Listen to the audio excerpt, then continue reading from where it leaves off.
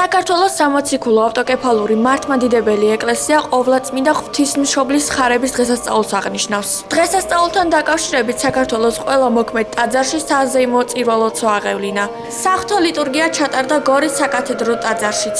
სახარების მიხედვით ამ დღეს გაბრიელ მთავარანგელოზმა ქალწულ მარიამს ახარა, რომ ის იესო ქრისტე შობდა. მართლმადიდებელი ეკლესიისთვის ხარება კაცობრიობის ხსნის დასაწყისისა და დაფარული ღვთის საიდუმლოს გამოცხადების დღესასწაულია.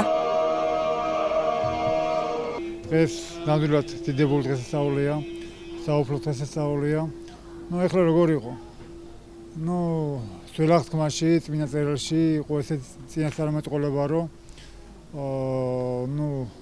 ქალიშვილი ქალში, გოგონაში, უფალი ინებებდა და ქალიშვილის სხეულში ჩასახლდებოდა უფალი და დაიბადებოდა ძე, ადამიანის სახით ღმერთი დაიბადებოდა, რომელსაც ეწოდებოდა ემანუელი ითარგმნება ჩვენებურად როგორც ჩვენთან არის ღმერთი და წმინდა მარიამში, როდესაც მარიამი კითხულობდა წმინდა წერილებს, გამოეცხადება მიქაელ მთავარანგელოზი და ეტყვის, რომ გიხაროდეს მიმადრებული მარიამ, უფალი შენთან ორ და მოხდა ესეთი რაღაცა, რომ შემდეგ მარიამში ჩაისახლა უფალი და მარიამის განიშვა იესო და დღეს მაგას ვზეიმობდა ყველას მინდა მიულოს დღევანდელი დღე.